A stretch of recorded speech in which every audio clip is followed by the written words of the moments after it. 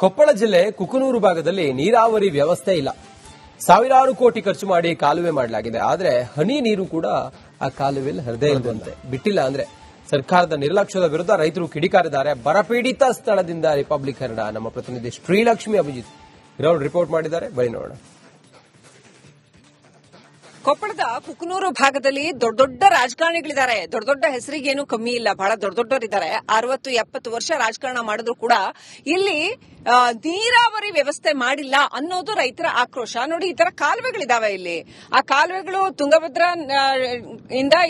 ತುಂಗಭದ್ರಾ ನದಿಯಿಂದ ರೈತರಿಗೆ ನೀರು ಹರಿಸಬೇಕು ಅಂತ ಸಾವಿರಾರು ಕೋಟಿ ಖರ್ಚು ಮಾಡಿರ್ತಕ್ಕಂಥ ಕಾಲುವೆಗಳು.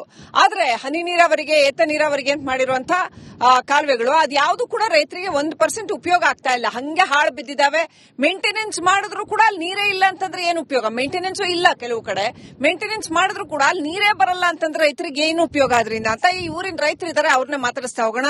ಏನ್ ಕಾಲುವೆ ಇದು, ಯಾವ ಯೋಜನೆ ಇದು, ಯಾವಾಗ ಆಯ್ತು, ಏನ್ ಕತೆ? ಮೇಡಮ್, ಇದು 2017-18 ಈ ಪ್ರಾಜೆಕ್ಟ್ ಮಾಡಿದ್ದಾರೆ. ನೆಕ್ಸ್ಟ್ ಏನಂದ್ರೆ ಇದು ಸಾವಿರಕ್ಕೆ ಭೂಮಿಗೆಲ್ಲ ಅನುಕೂಲ ಮಾಡಿದ್ರೆ. ಬಟ್ ಇದು ಅನುಕೂಲ ಮಾಡಿದ್ರಲ್ಲೇ ಇದು ಯಾವುದೇ ತರ ನೀರು ಬರಂಗಿಲ್ಲ. ಯಾಕಂದ್ರೆ ಇದು ಸುಮ್ನೆ ಸಾವಿರಾರು ಕೋಟಿನ ರಾಜಕಾರಣಿ ಮತ್ತು ಅಧಿಕಾರಿಗಳು ಇದನ್ನ ಸಾವಿರಾರು ಕೋಟಿನ ಬಿಸ್ನೆಸ್ ಮಾಡ್ಕೊಂಡ್ರೆ ಕಾಂಟ್ರಾಕ್ಟರ್ ಕೊಟ್ಟು ಕಮಿಷನ್ ಮ್ಯಾಗ ಇಂತ ಯೋಜನೆಗಳ ಮಾಡಿದಾವೆ. ಇವತ್ತೇನೋ ಇದನ್ನ ಪ್ರಾಜೆಕ್ಟ್ ಆಗಿ ನೀಟಾಗಿ ಮಾಡಿದ್ರೆ ಇವತ್ತೆಲ್ಲ ಈ ಭಾಗದ ರೈತರು ನಾವು ಸ್ವಲ್ಪ ಏನೋ ನೀರು ಇರ್ತಿತ್ತು, 4 ದಿನ ಏನೋ ಬದುಕ್ತಿದ್ವಿ ಅನ್ನೋ ಒಂದು ಧೈರ್ಯ ಇತ್ತು. ಆದ್ರೆ ಇದನ್ನ ಏನ್ ಮಾಡಿದ್ರೆ ಅಂದ್ರೆ ಇವತ್ತು ಯಾವ ರೈತರಿಗೂ ಇವತ್ತು ಭೂ ಸ್ವಾಧೀನ ಆಗಲ್ದಾನೆ ಕೆನಲ್ ಮಾಡಿದ್ರೆ. ನೆಕ್ಸ್ಟ್ ಇಲ್ಲೆಲ್ಲ ಸಾರ್ವಜನಿಕ ಭೂಮಿ ಕಳ್ಕೊಂಡ ರೈತರಿಗೆ ಇವತ್ತಿಗೂ ಪರಿಹಾರ ಕೊಟ್ಟಿಲ್ಲ. ಇವತ್ತು ನಾವೆಲ್ಲ DC ಆಫೀಸ್ಗೆ ಅಡ್ಡಾಡಿ ಎಷ್ಟೋ ರೈತರು ಪಾಪ ಇವತ್ತು ಸುಸ್ತಾಗಿ ಸುಮ್ ಕೂತಿದ್ರೆ. ನೆಕ್ಸ್ಟ್ ನಾವೇನ್ ಹೇಳ್ತಿದ್ವಿ, ಆಮೇಲೆ ಯೋಜನೆನೂ ಹಾಳು, ರೈತರಿಗೂ ಪರಿಹಾರ ಇಲ್ಲ, ಅದರಿಂದ ಉಪಯೋಗನೂ ಇಲ್ಲ, ಹಂಗಾಗಿದೆ. ನೋಡ್ರಿ, ಸಾವಿರಾರು ಕೋಟಿ ದುಡ್ಡು ವೇಸ್ಟ್, ರೈತರಿಗೇನು ದುಡ್ಡು ಬಂದಿಲ್ಲ. ನೆಕ್ಸ್ಟ್ ಫಲವತ್ತಾದ ಭೂಮಿನೂ ಹಾಳಾಗಿದೆ. ಯಾವ ಯೋಜನೆ ಅಂತ ಹೇಳಿದ್ರೆ ಇದು ಯಾವ ಇಯರ್ ಅಲ್ಲಿ ಶುರುವಾಯ್ತು? ಇದು 2017 ಅಳಗುಂಡಿ ಮತ್ತು ಬಟ್ಟಿಗೆ ಏತ ನೀರಾವರಿ ಯೋಜನೆ 2017-18. ಅದರಿಂದ ಏನು ರೈತರಿಗೆ ಉಪಯೋಗನೇ ಆಗಿಲ್ಲ, ಒಟ್ಟು ಉಪಯೋಗನೇ ಆಗಿಲ್ಲ. ಇಲ್ಲಿ ನೀವು ನೋಡಿದ್ರೆ ಮೇಡಮ್, ಇಷ್ಟು ಜಾಲಿ ಬೆಳೆದ್ರೆ ಏನು ಉಪಯೋಗ ಆಗುತ್ತೆ ಮೇಡಮ್?